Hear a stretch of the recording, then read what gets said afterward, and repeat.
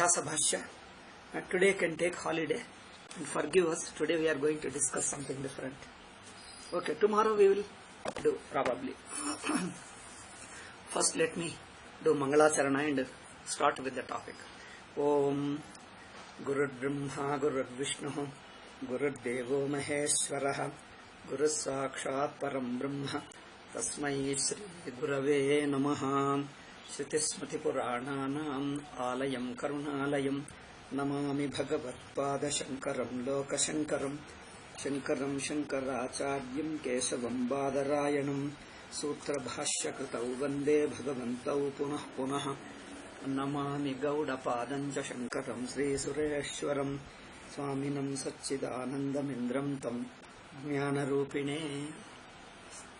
Let me say once again, today no Adhyasa Bhashya today. You can take holiday those who want only Vedanta. We are discussing some Dharma topic today because it is a class between our regular people and then me. So others are only more like a guests. It is a regular class for us, so we have freedom to deviate little bit and discuss certain other topics. All those which are necessary for our understanding of our Shastra, our Dharma, our culture. So, Shambhuka Vada. We are all very much aware that in Ramayana there is a story, Uttarakanda, Shambhuka Vada. Shambhuka, briefly I tell you, which everybody knows, yet for sake of the topic. Shambhuka was a Shudra and he went to a lonely place and doing tapas. Tapas, very hard tapas, very kathora tapas. Oh, very, very, very severe penance, severe tapas he was doing. You know how severe it is? For days together, for days or months, you don't know how long, with his tying his legs to the tree and head down, legs up and head down, he is hanging to the tree. Can you imagine how hard, how severe, how severe was the tapas? And then he was doing it for the purpose of going to heaven with this same body, Sasharira Swarga. So the story goes like this, that one Brahmana boy passes away, young boy, and then in those days people were following Adi Bhautika, Adi Daivika, Adhyatmika dharmas. They say if people follow a social dharma, Adi Bhautika dharma is social dharma, Adi Daivika is your Ishta Devata, Namaskara and all, whatever Shastrokta karmas, Nitya karma and Ishvara Bhakti and all. Those who follow dharma perfectly well, not only your personal life will be happy, you won't have any problem, your ill health and all, no family problems, no even social problem. The nation itself would be healthy and happy. Okay, the nation as a whole would be healthy and happy. That was a system, that was a social system. Now we are unable to imagine that because we live totally in a different society. So if you watch a certain tribal society, we have got lot of negative understanding about our tribal society. They say tribals are barbaric. This is a European created. European created, all tribals are barbaric. Tribals means those who live a simple life close to nature, in a group. So similarly in village life, which I have seen 40 years, 50 years ago, 40, 50 years ago, the life which I have seen was a simple life. It was a collective life. Okay, that will come more when I am explaining the story. They were living a much simpler life. It was a collective life. So, seeing the present day, particularly city life, particularly more westernized, western influence life, it looks that more ruthless competition, being cruel, exploitative, aggressive, assertive, and then individualistic. This alone we consider as a civilized. And we are unable to understand our ancient society which was simple. Our Puranas describe, Vedas describe, life was much simpler.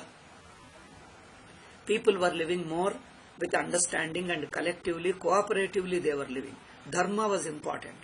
In fact, Mahabharata says there was a time, that is Kruta Yuga.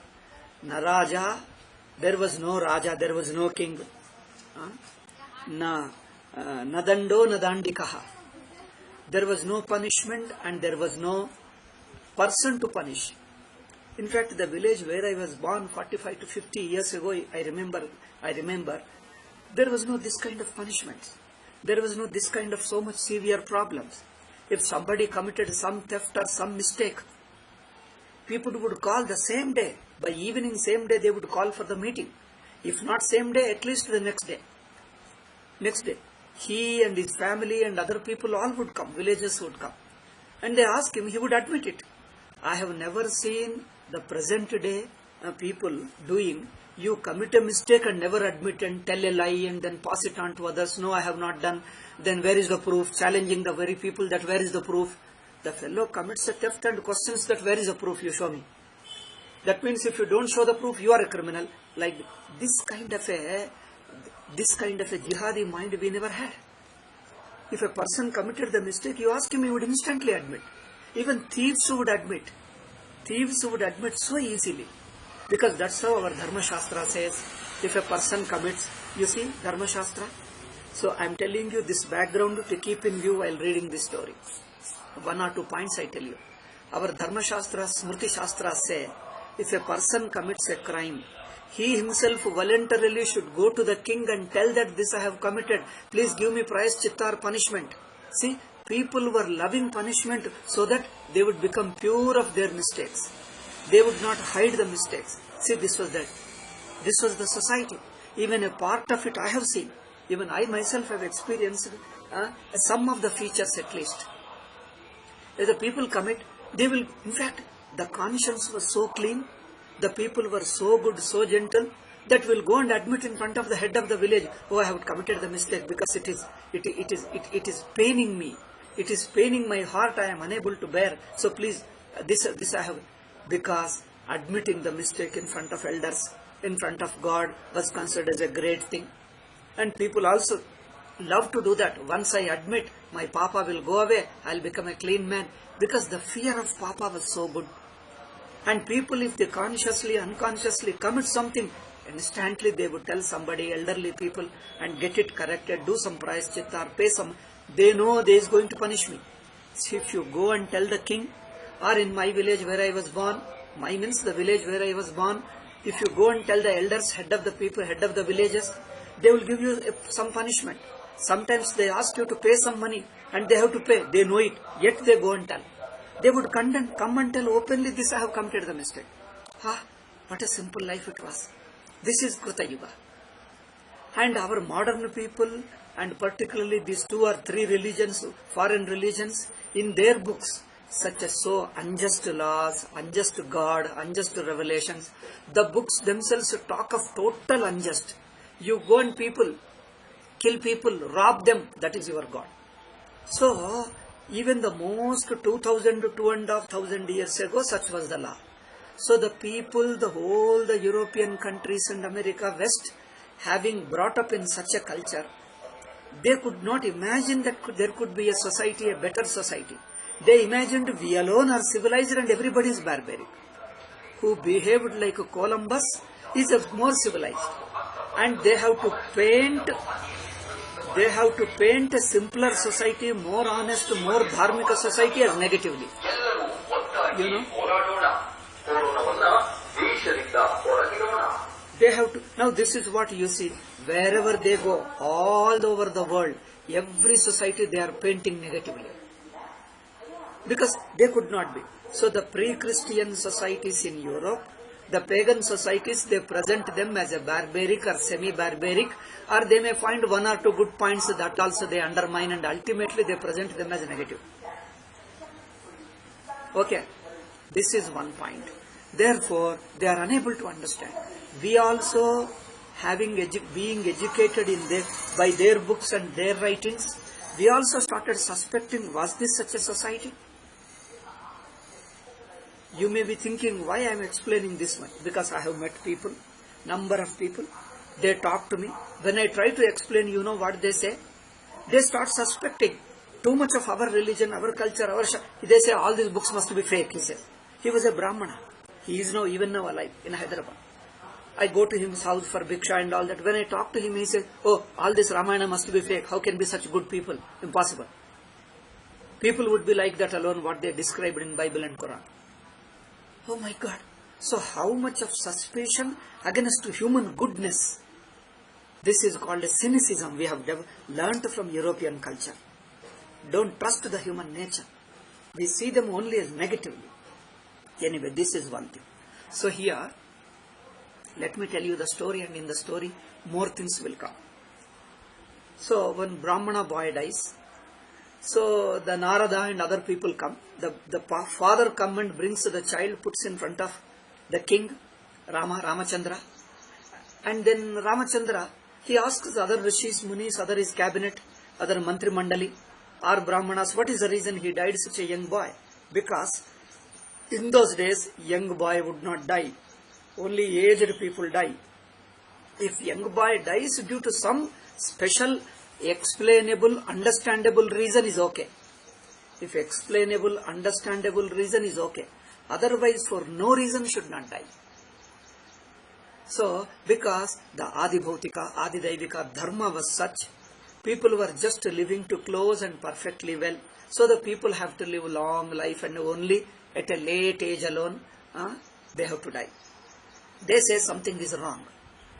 So Adi Bhautika, Adi Daivika, these dharmas affect.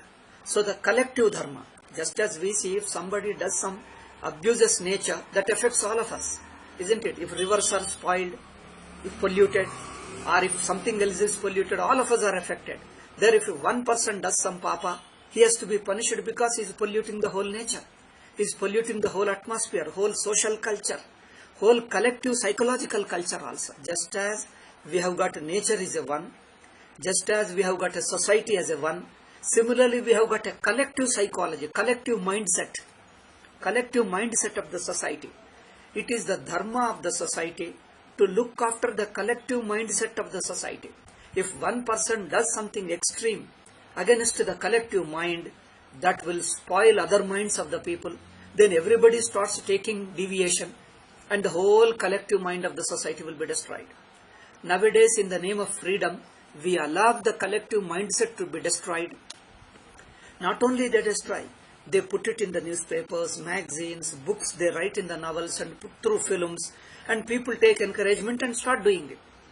They are encouraging the barbarism. The modern civilization is encouraging the immorality and barbarism in the name of freedom. Okay, so if the collective mind, collective society, the collective nature, collective means total nature, if one fellow spoils the nature's cycle, all our people are affected. Therefore, that fellow must be punished. Even the social structure also, there is a give and take and mutual cooperation, mutual helping. All this should be there as a one structure society. If one person takes extreme view, and that fellow must be punished because he is destroying the whole social atmosphere. Similarly, psychological atmosphere also. Nowadays, we don't care for psychology at all. We take only nature and the society, that's all. Even society we ignore. In those days, collective social mind, collective national mind, social mind, whatever you call, collective social mindset has to be harmonious, has to be dharmic. We have to protect that through culture, education and values and living. Collective the mind, because one mind affects other mind. Because when we live together, the values, the education, the culture create a certain collective mind of the society. That mindset also, that mind, that samskara also should be protected. That is called Yuga Dharma. Okay, the collective social, collective psychological culture is called Yuga Dharma. When Yuga changes means whole society changes.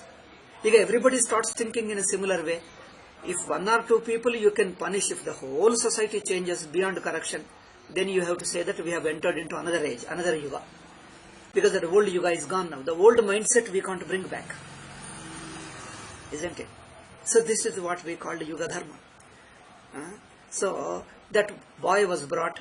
Then Raman calls all the rishis and panditas, brahmanas who have got Divya Drishti, who knows the Dharma, Dharma Shastra. Who went wrong? Whose is the mistake? Who should be punished? Then they told the mistake lies with the king only. It is the Rama's mistake. because Rama is not enforcing the law properly in the society. There is a Adi Bhautika Dharma, Adi Daivika Dharma, Adhyatmika Dharma. It is the duty of a king. In those days, the duty of the king is to enforce the law. Social law, economic law, natural law, and everything put together. Even cultural also. Culture, society, values also is a responsibility of the king. Nowadays they say we give too much of freedom, only law means what? As long as there is no complaint in the police station, that is law. All problem is solved. Isn't it? But subtly destroying, conversion and etc., law doesn't register. Subtle destruction, psychological destruction, media spoils the people's mindset. You educate the people wrongly, give wrong values, law doesn't bother. Because law itself is a too small-minded, childish law. It is not very mature law, a childish law. Childish in the sense, a narrow-minded, it doesn't have a dura drishti.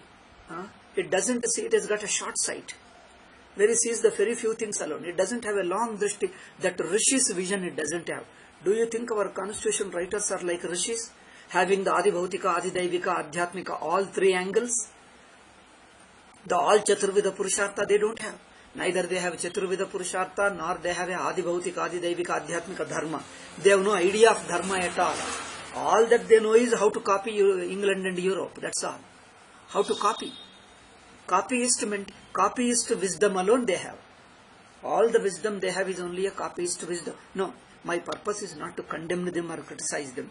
I imagine that suppose I was in that generation, I would have been like that. I am not condemning them. I am talking that mind.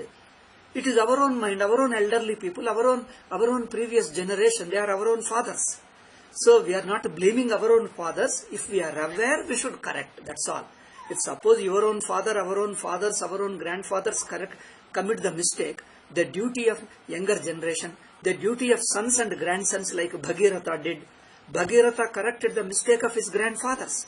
Great-grandfathers brought the Ganga and saved them so that Bhagiratha got good name and punya and his ancestors are blessed by his grandson. So this is our culture. See, don't hide the mistakes of our ancestors. Our elderly people, our aged people, fathers and grandfathers, if they have come, after all they are also human beings, some of the good things they have done, some of the mistakes they have done. We should write the history as they are, we don't have to hide it. So it becomes our responsibility to correct them, improve them. So if they have introduced a wrong society, wrong value, wrong structure, wrong value, wrong system, custom in the society, we have to correct that according to the universal principles of Dharma. Dharma is universal principle. We have to correct the family, individual and society according to the universal principle. Therefore, we have to study. I am not criticizing that those constitution makers are others and we are different. They are our own fathers, our own elderly people. So it is our duty to correct our own people. So whatever best they could do, they did it. That was the best they could do. That means how much they were under the pressures of the Western education, British education system. They were helpless. They themselves were brainwashed. What could they do? But still whatever they understood, they tried. Still they could not get rid of the influence of Europe because the world wars and the Russian Revolution, French Revolution. They thought these revolutions are great, they bring civilization. Revolutions are rebelling. Rebelling is not a civilization. Rebelling is not a culture. A rishi-like person, a rishi-like person can bring about a culture and civilization. A rishi brings. With a wisdom you build up the civilization. By rebelling you can't build a civilization. By rebelling you can't. You see, which rebelling, which revolution has brought a great civilization, great culture in the society? All rebellings have done a wrong thing alone. Because they come with emotion, not with wisdom. Emotional appeal. Okay, there may be some justification for such things to happen. There may be social other reasons. But thing itself is motivated by an anger, frustration, jealousy, rebel against everything. Then afterwards, you will be in trouble.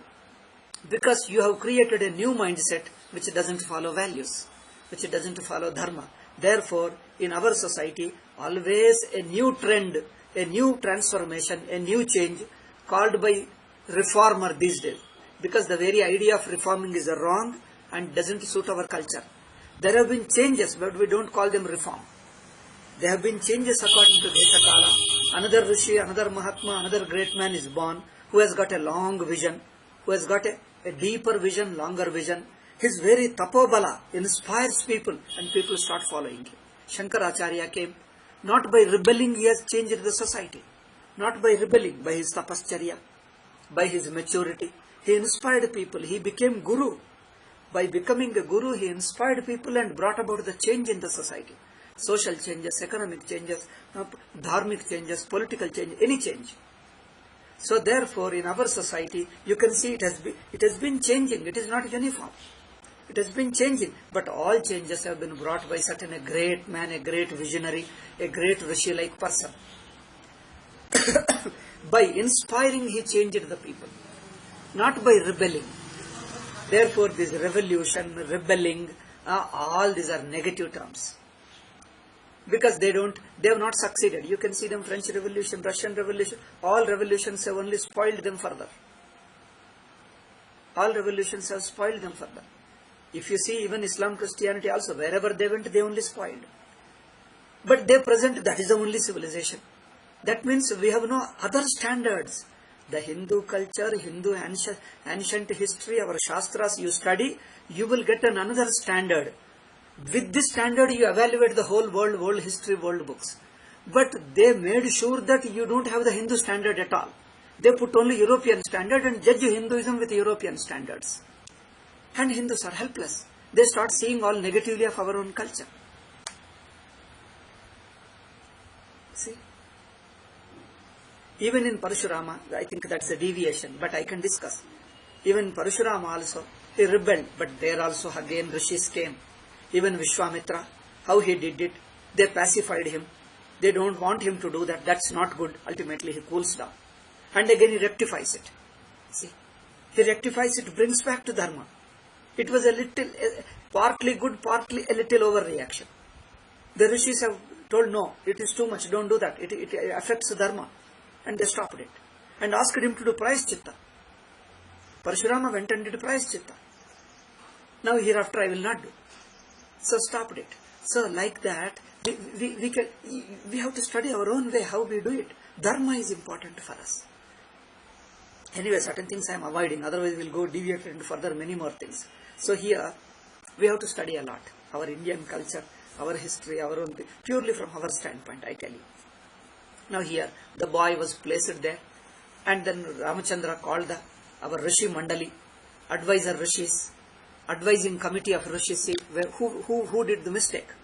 If you rectify the mistake, do Prayaschitta, the boy will survive. They told, yes, there is some mistake in your society. In your kingdom, everybody should follow their own dharma. That means what? Just as when you protect the forest, when you don't cut the forest, and for example, I'll give you.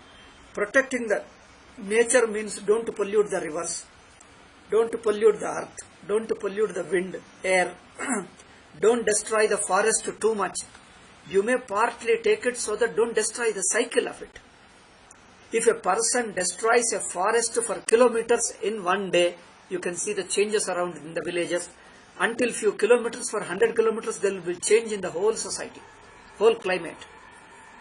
A major destruction of nature will affect the people. Similarly, social values also. People have to follow their certain dharma, individually, family, and also all varnas, all ashramas. Then what happens? There is a cycle, social cycle. There is a harmony in the society. If few people want to rebel and do extremely by asserting their individuality, then what happens? That tilts the balance. The whole social structure, social custom, social system will be disturbed. It may not immediately do it. In these days, you see in Kali Yuga, if a person does extreme, it won't affect instantly. You see, some of the Nehru days, Nehru introduced certain things. It did not affect immediately. People say, oh, Nehru days, it didn't happen, it was all good. That is because certain new things, anti-cultural things he introduced, did not affect immediately because earlier culture was continuing. It took some time to affect it in one generation, two generations. You see how our secularists are behaving. Terribly anti-Hindu. They hate for no reason all our culture and religion, values and education and everything of India. Because the seeds he has sown took some time. Therefore, you can't say that, oh, Nehru was great because in those days nothing happened. Because these are the arguments I heard. I argued with people. They have been arguing with me like this, not one, number of people. So I am not telling imagination. Everything I have experienced with the people. They used to argue with me. I was staying in his house for Bhiksha. He would argue with me like that. He was a secularist, staunch secularist Brahmana.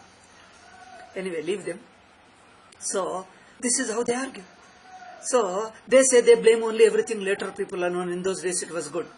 Similarly, in Kali Yuga, whatever you start a rebelling thing, destroying the society, social structure, social harmony, it won't affect immediately. It takes some time, over generations, 1 or 2 generations, it starts affecting.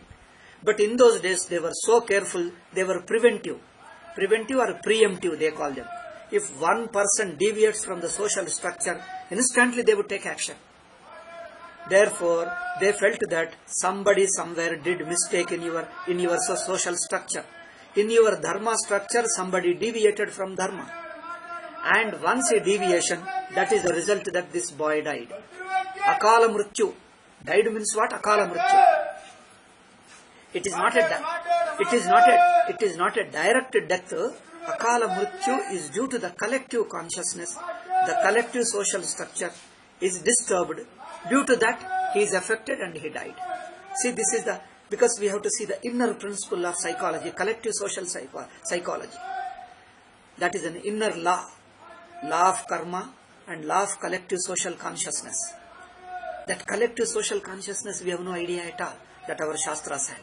Rishis were always doing tapas to understand that. Then you can understand the dharma, past and present and future, they would understand.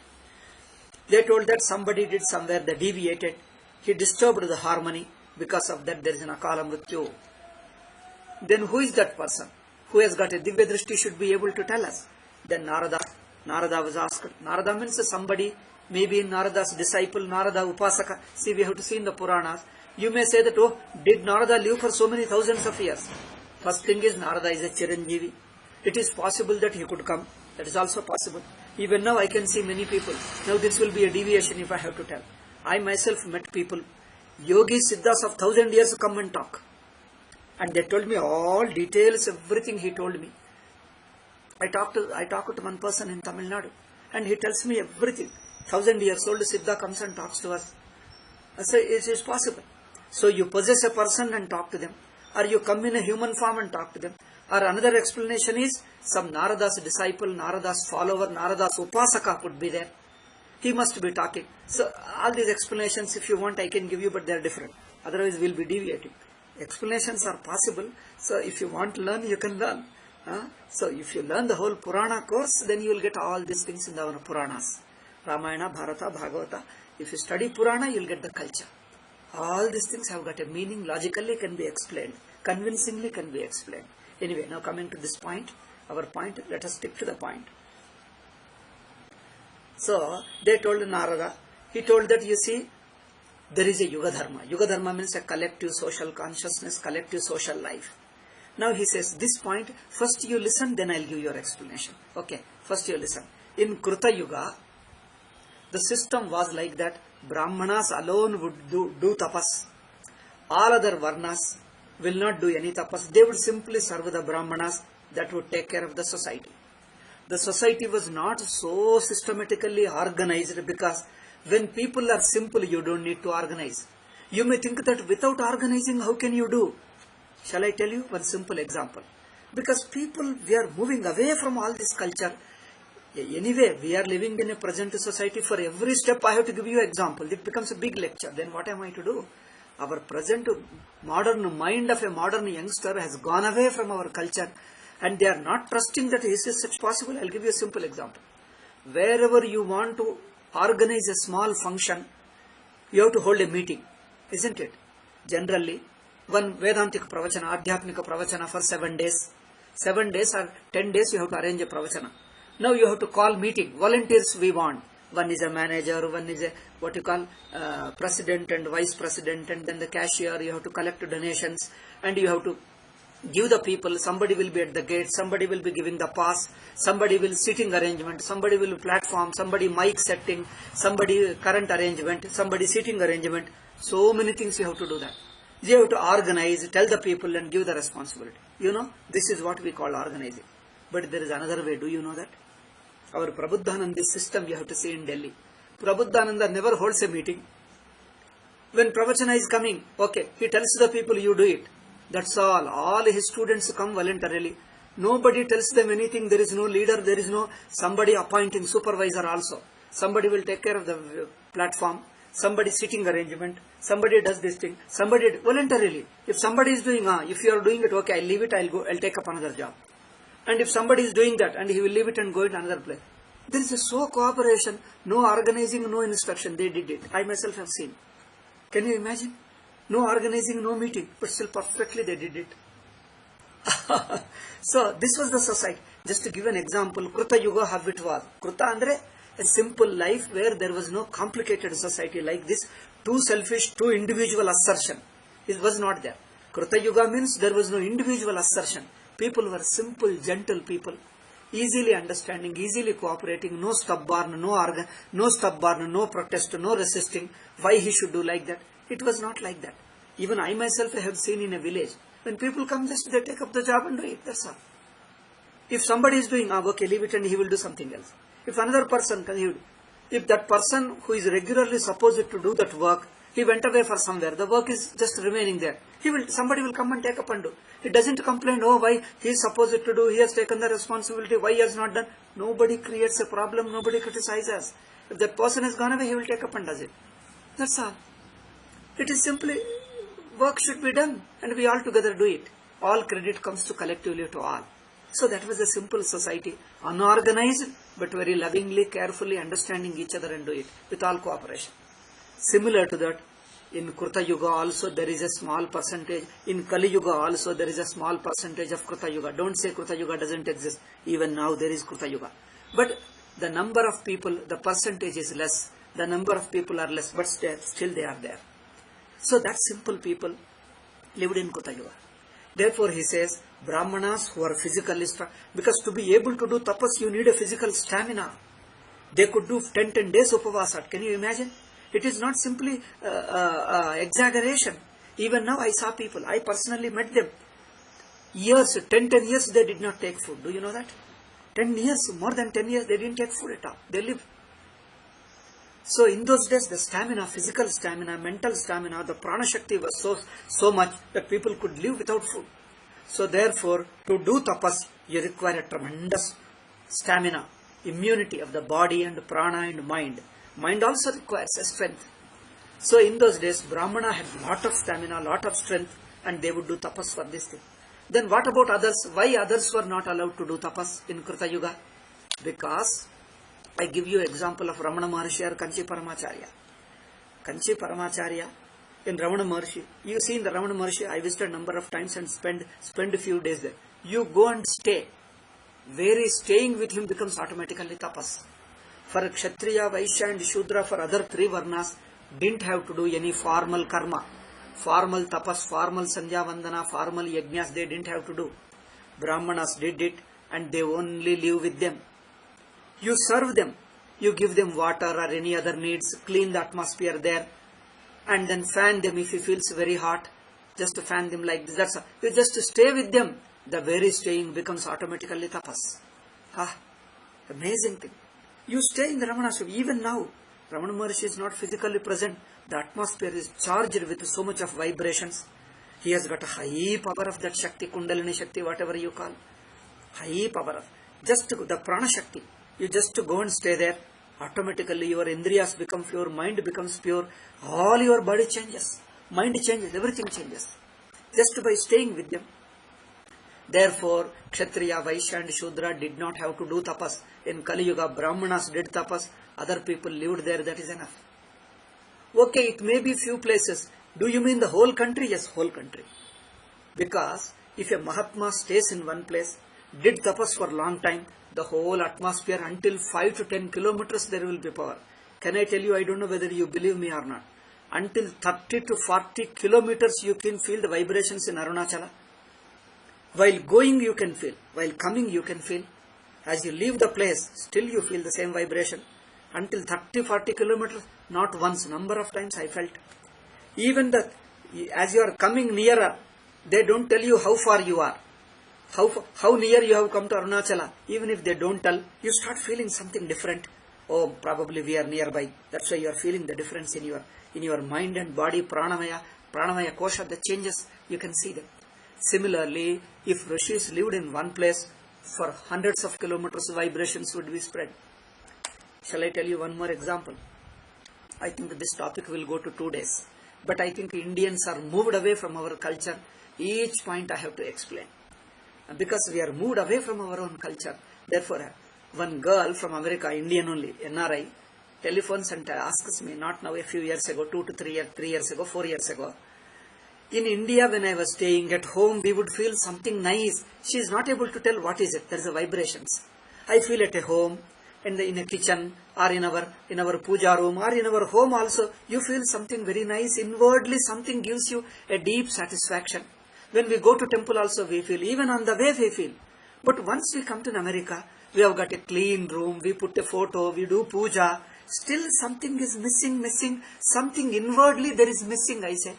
We have got money. In fact, India is highly noisy, but there is a pin drop silence in my puja room. I have got a big puja room, put agarbatti, and then also deepa, and then flowers, garlands, we get them, put an idol, big idol, and then all alankara, we do everything. Still, it all looks dummy and lifeless.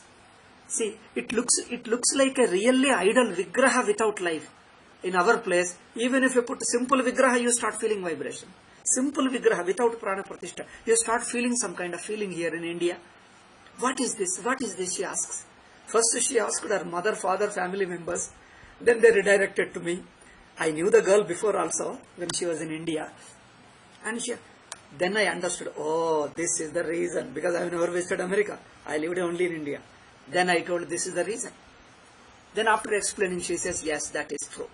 That's why in India, even on the streets, you find an element of vibration. Because if there is a temple, if there is a tapasvi mahaniya, that vibrations spread even to on the roads also, even other areas also.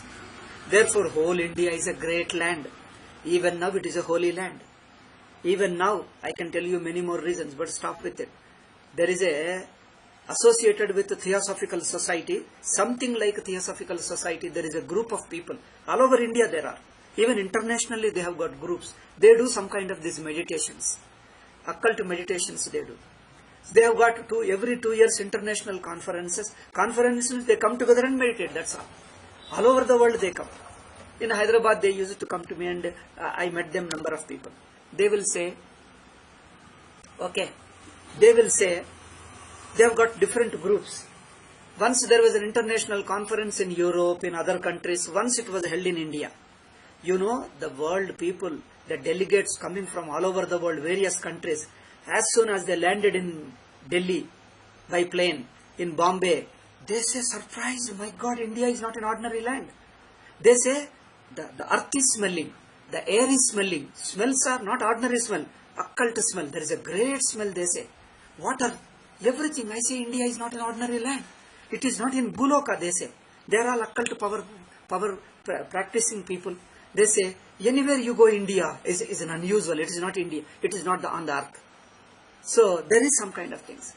So, similarly, okay, just to convince you, I gave you 2 or 3 examples. It is enough. I can tell you even go on for 2 hours. Many of examples. All this recently happened. Even now, I can tell you, I can show you those meetings, those sadhakas. Even now, they are there in India. So, in those days, the Brahmanas alone were doing. Other castes need not do. You stay in their company. Your mind is blessed, your mind is purified, you get disciplined, you become purified, you will get heaven or Sadgati easily. So this was Kruta Yuga. But when it comes to Treta Yuga means what? Yuga Dharma change means the collective psychology changes. The collective mindset of the whole society in a long thousands of years of time gradually undergoes little bit of change. Then Treta Yuga, the mind becomes weaker. Weaker means the stamina strength has become less. To tolerate the tapas. See, in those days, the Krichra Chandrayana, 3 days they would do fasting. With the 3 days fasting, without eating anything, simply water. Sometimes not even water. And with that, they would do all other activity normally. They would take bath, do japa, if they have to do Guru Seva, they will do. Everything they will do. Everything they will do without eating anything. Can you imagine? That strength is lost now. To be able to do tapas, that strength we don't have at all. Eating this polluted food and polluted water, you think you get it, and spit fruits and spit things. Do you think you will get any strength in these things? You won't get anything. All that is strength is lost. Therefore, in the Treta Yuga, the Kshatriyas and Vaishyas and the Shudras, out of these three people, what happened? The Kshatriyas have become little weaker. Weaker in the sense, the adharma enters in small degree. Ramayana says, in the Uttarakanda, Ramayana says adharma has entered little bit. Okay, I think in between I had to tell you in the beginning, now I am telling it. They say Uttarakanda is a prakshipta or interpolation. This Shambhuka episode, Shambhuka event itself is, some people say it is an interpolation prakshipta, because Hindus are unable to explain. Therefore our Hindus started telling, oh, this is prakshipta. Whichever we don't know, this is prakshipta, prakshipta, prakshipta. If you remove all these things, a bare story will remain, which is suited to Europeans. Because we don't know. But okay, even if it were prakshipta, doesn't matter. Let me accept prakshipta and explain. Even if it were interpolation, still it was interpolated at some later time. But when it was interpolated, it was written by some Samskrita Pandita, Vedan, some our Shastra Pandita, Dharma Shastra Pandita. Even at that time, what was his view when he interpolated it? What was the dharma? He had dharma some in view. That dharma we are trying to understand. Okay? He had some vision, some understanding. We are trying to understand. Probably Valmiki did not write. Okay, tentatively admitting that Valmiki did not write. It was an interpolation. At whatever stage, later stage it was interpolated, what could be the vision of that person? So, when I say, you see, you must have heard in Bhagavata and all these people, Kruta Yuga Dharma was in all 4 quarters. 4 quarters means complete. And then later, 1/4 of Dharma has come down in Treta Yuga. 50% Dharma has come down, Adharma has entered in Dwapara Yuga. In Kali Yuga, 3/4 Adharma entered and only 1/4 Dharma is. Now you understand what is this Dharma? In my understanding, I don't find anywhere explained, neither in the commentaries nor in the books. But my understanding from my manana, I tell you, by Dharma they meant it too much of individualism. Note, I repeated it, too much of individualism. In Treta Yuga, a little bit of individualism is entered. Earlier to that, there was no individualism. You see, in our childhood, I could see even now some traditional people, when father does puja, all people participate. If somebody does puja, people just come here to watch the puja. They sit there. By watching alone, they feel so blessed that, Abba, you have given us up. Satyanarayana puja, can you imagine? At our home, after my Upanayana was done at the age of 8 or 9, I did Satyanarayana. With Satyanarayana puja at the age of 9, after undergoing Upanayana.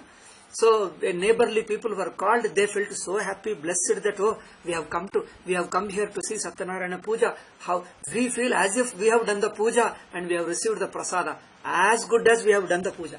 See, the people were so non-assertive of their individuality. If somebody does it, you sit by his side and watch. You feel you have participated in it. People were so simple, less individualistic. They could easily accept. If somebody does it, they wholeheartedly participate as if they have done the puja. So, adharma means what? This individualism has entered. Once individualism entered, you have to do it. Supposing if you have a less individuality, like children, in those days, wife could easily identify with husband. If husband does the puja, she helps in all that puja. She feels as if the puja is done. I myself have done the puja. She wholeheartedly participates. She gets the puja phalam because as if she has done it. Once the individualism is develops, if other person does it, he is doing, I am not doing. That's all. Your heart has not participated. Then you have to do separately. We are not telling individual is a good or bad. This is a Yuga Dharma. What can we do? This is how the world is. Once you develop individualism, then you have to do separately. You do puja. If you do puja, then you will get a feeling that you have done a puja. See, this is according to Yuga, according to collective psychology, then Dharma has to be different. In those days, you see the Pandavas, all 4 brothers accepted Dharmaraya. Dharmaraya lost kingdom. They all went to the forest. If it were these days, this 21st century, younger brothers would protest. Our elder brother has cheated us. He lost the kingdom. Let him go to forest. Why should we go? We don't give our kingdom. So, these days, true individualism, younger brothers won't accept wholeheartedly. Even Duryodhana did the same mistake. That's why everybody condemned Duryodhana. What is this? Too much of individualism. You don't want to have a collective feeling of all Pandavas, Kauravas together as one family. The too much of individualism is destroying. It is Kali Yuga, Kali Buddhi. That's why Duryodhana is considered as a Kali Purusha Avatara. Because too much of individualism. He doesn't want to accommodate others. Doesn't want to live with others. Duryodhana was called as a Kali Purusha, Kali Avatara. Pandavas, all four accepted easily. Even I have seen in younger days, people would say, brothers should stay together, joint family, don't get separated. But once you start feeling that don't identify with your elder brother, don't accept him so easily, then better have separation. Part property separate, then you have got your own responsibility. If 3 or 4 brothers are living together in one house, what happens? If one person, if father or grandfather passed away, if you have to do Shraddha, if one elder brother does, other 3 people simply participate in the Shraddha if they are in the same house. If they are living far away in another place, then each brother has to do Shraddha separately. Because if you are living collectively together, if one person does it, other person participate in his heart. No individualism. If you divide the property and live separately, then you have to do separately Shraddha, because your individualism has come. Unless you offer, you won't get that benefit of offering puja to your father, Shraddha to your father. So when individualism develops, then give him separate sadhana. If you don't have individualism, you can easily identify mix with other person. If one person does the puja, other people get the punya phalam, punyam. Not only punyam, you get the personality development, purity of the heart, everything you get.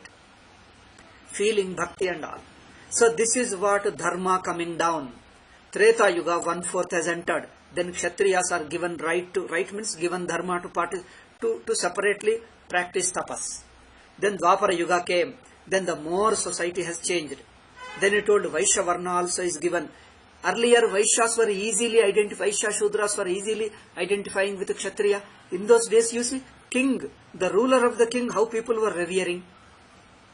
If the king says, they would take him like Veda Vakyam. Nowadays we don't care for the king at all. All this we learnt from these European invasions alone. These Tabligh fellows alone, we learnt rebelling against law and government. We rebel against law and government. We have no respect for law at all. No respect for king at all. That's why we have no respect for law. That's why we are not able to control morally. That's why some people told writing law won't help. The moral strength of the people, the moral culture of the people should be high, then law will work. More than the law, it is the moral culture of the people. Therefore, individually people have to be given. Then Narada says, there will be a Dwapara Yuga where Vaishya will get the right to tapas. Right means dharma, duty for tapas. Then the Kali Yuga will come. There the Shudras also have to do, because Shudras also will lose that identification, that service bhava. Shudra serving Brahmana only means like a Gurukula Vasa. Like a Brahmachari, Brahmana Brahmachari, Kshatriya Vaishya Brahmachari lives under Guru and does the Guru Seva. That itself is a tapas for Brahmachari. He doesn't have to do anything. Guru Seva, Vedadhyayana, that itself is a tapas. You know what does he do, Brahmachari? He doesn't do anything. He doesn't do any Yajna Puja or anything. Vedadhyayana, Guru Seva. That itself is equal to great tapas. Similarly, Shudras are supposed to do Brahmana. Brahmanas themselves were engaged in tapas and Yajna and Puja. Such Satvika Brahmanas. If a Shudra does the service to him, that is as good as living in Gurukula. It is like a Gurukula Vasa. He will get the Punya Phalam of a Brahmacharya. Brahmacharya Vasa, Gurukula Vasa. Therefore, in Kali Yuga what happens? Even the Shudras are also developing individualism. Until recently in my younger days, I could see them. Shudras were how simple, how humble people. They would easily identify with them. I have seen them people, once they come to the age of 40, 50, my God, they were like saintly people. I would wonder, they have never done any puja, any japa. How they become so men of saintly people. Because just by Shraddha in Brahmanas, they would serve them, live with them. Whatever they need, they look after them, that's all. The service itself made them a great tapasvis, great people, a saintly people. I have seen. Therefore, now the Now this modern movement of talking that all caste system is oppression, they say. See, when there is a society, pluralism, they call pluralism of Indian society is due to discrimination and oppression. These Europeans have interpreted. Pluralism is not due to oppression, but because in their society all pluralism was like that. Therefore they imposed that on us. It is all discrimination and oppression. They invented Aryan invasion. Otherwise, why should they feel different? The pluralism, different castes should not be there. If they are different, the only reason is invasion. Or only reason is, just as in the Old Testament it is told that go and invade them, destroy them, subjugate them. They say that is the only reason. They interpreted that somebody invaded on India. And they are different, these people are different, therefore they started subjugating, persecuting. So this invasion, persecution, revelation, religion prompted persecution or political prompted invasion. They think these are the only reasons for pluralism. There is no other reason. But in India, that is not the reason for pluralism. We look at, you see all Puranas, all Vedas, nowhere you find invasion is a reason for pluralism. Nowhere you don't find a single sentence, even half sentence you don't find it. But they try to twist it, distort it, because what they find it, like Columbus did it, what they did the same thing they have to impose. What Moses did, what all they did in the Moses means Old Testament. The same thing they are trying to see, non-existing, where it is non-existing. But our Puranas say, this what I have told, this Ramayana says, Puranas say, Vedas, Vedangas say, this is the reason. They say, they don't see this kind of explanation. In fact, our history should be written in this way, from our angle.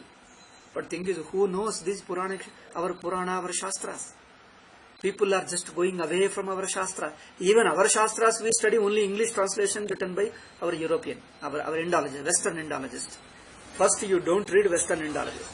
You study very orthodox, traditional person like me, and then read later, you will understand the contrast. First, you study from our people. Like our Akhandananda Swamiji, like Karapatriji. Okay. You study from our Karapatriji, Akhandananda Swamiji, even Kanchi Paramacharya, from such people. You read our books.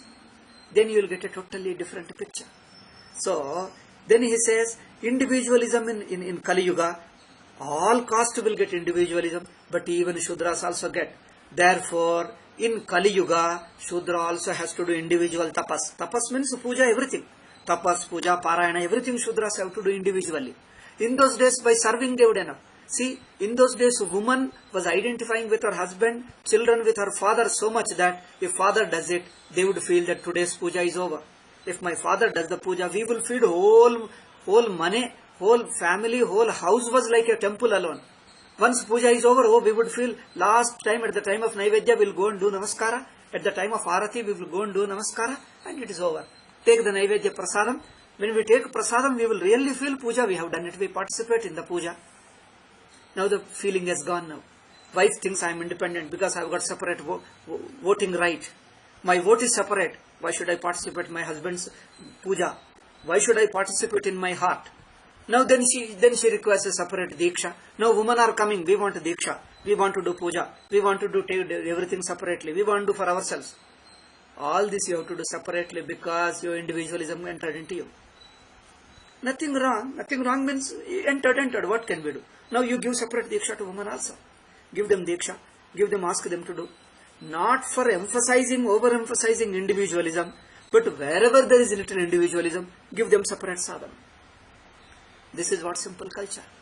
Therefore, in Treta Yuga, this was not required. What Narada told is, now we are all people, simple people. We can easily identify with Brahmana and Kshatriya.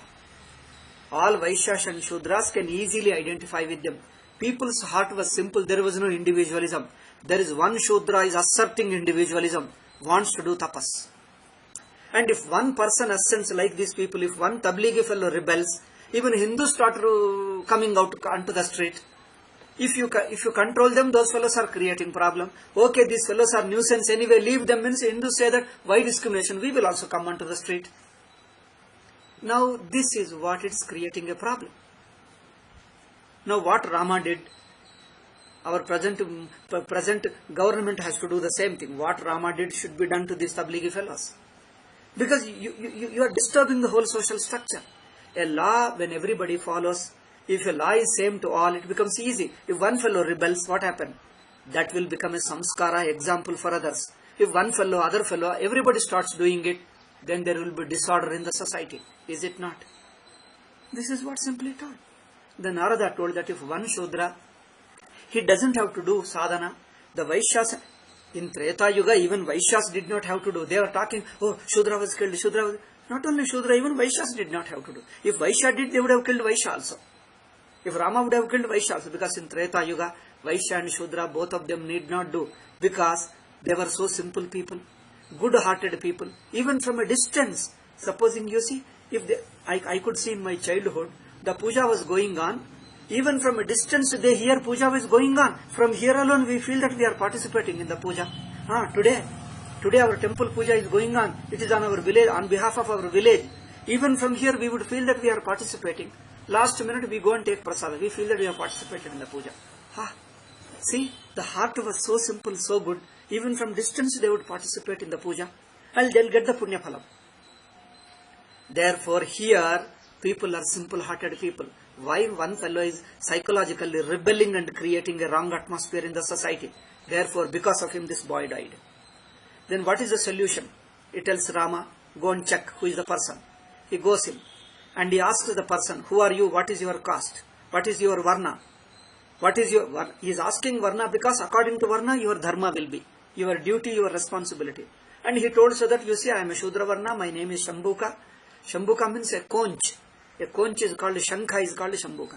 So my name is Shankha or Shambhuka. And I am doing tapas only to go Sasharira Swarga.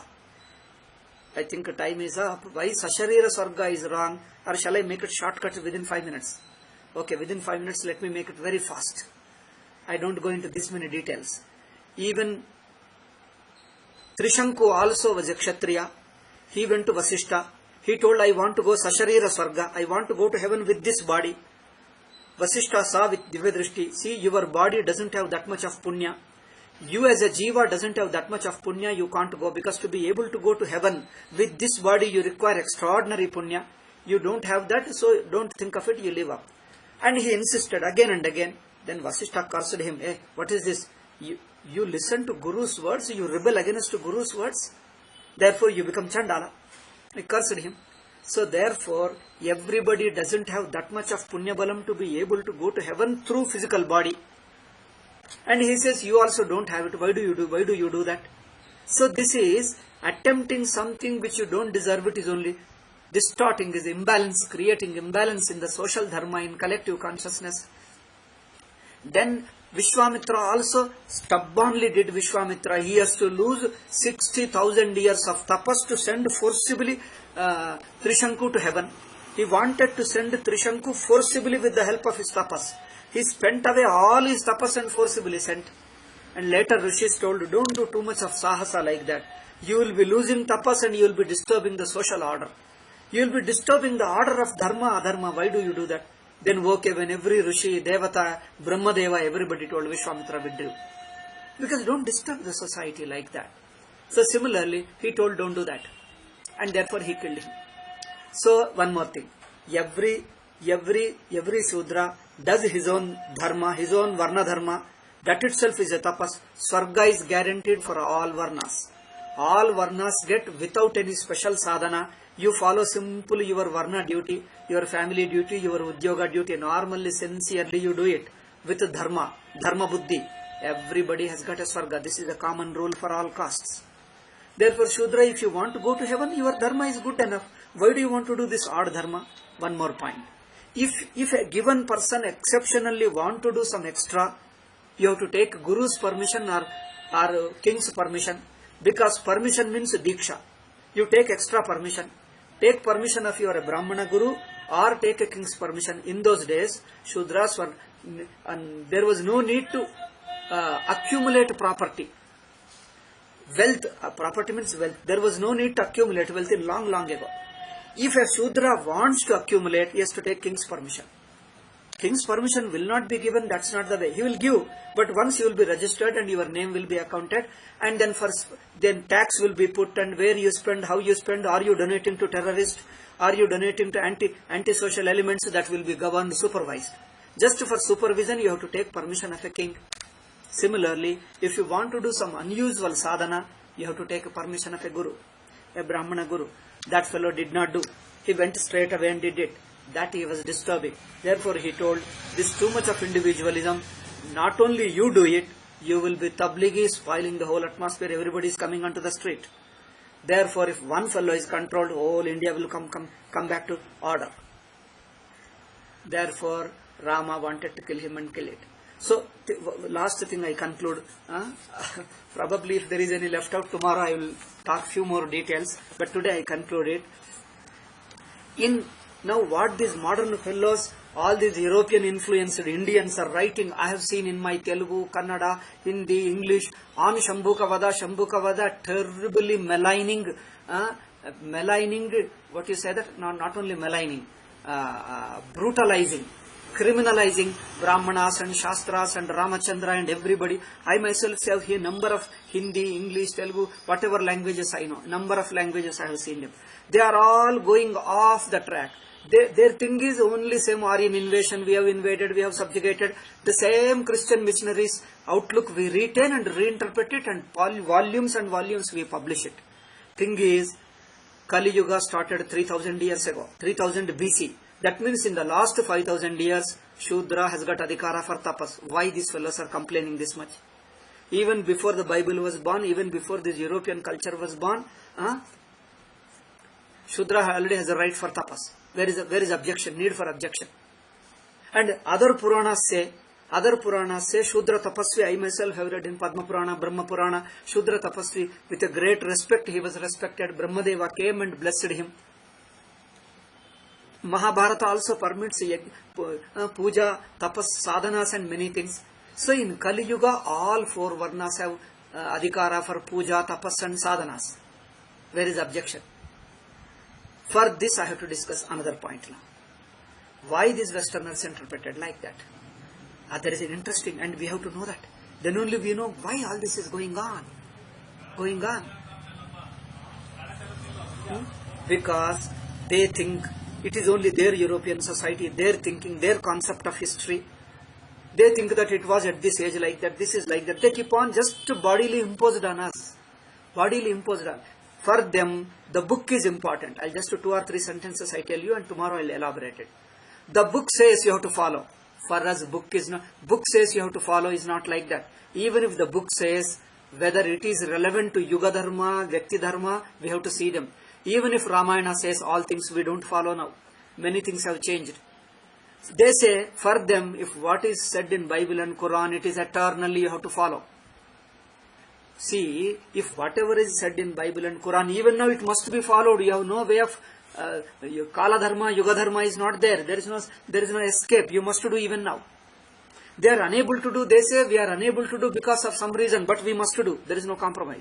For us, you can't do that because Yuga Dharma is changed. Ramayana itself is telling Yuga has changed, and it is a Dharma. Shudra must do tapas now in this Kali Yuga. Must do. He must do. Then why objection all this thing? They are trying to present Ramayana like a Bible, that once it is said it is a universal revelation. You must follow all the period. But we don't have such a thing. Why impose biblical style, style on interpretation on Ramayana? So this is creating, this point I have to tell. Probably tomorrow I will tell. Okay. Om Shanti Shanti Shanti. Harihi Om Shri Guru Bhyo.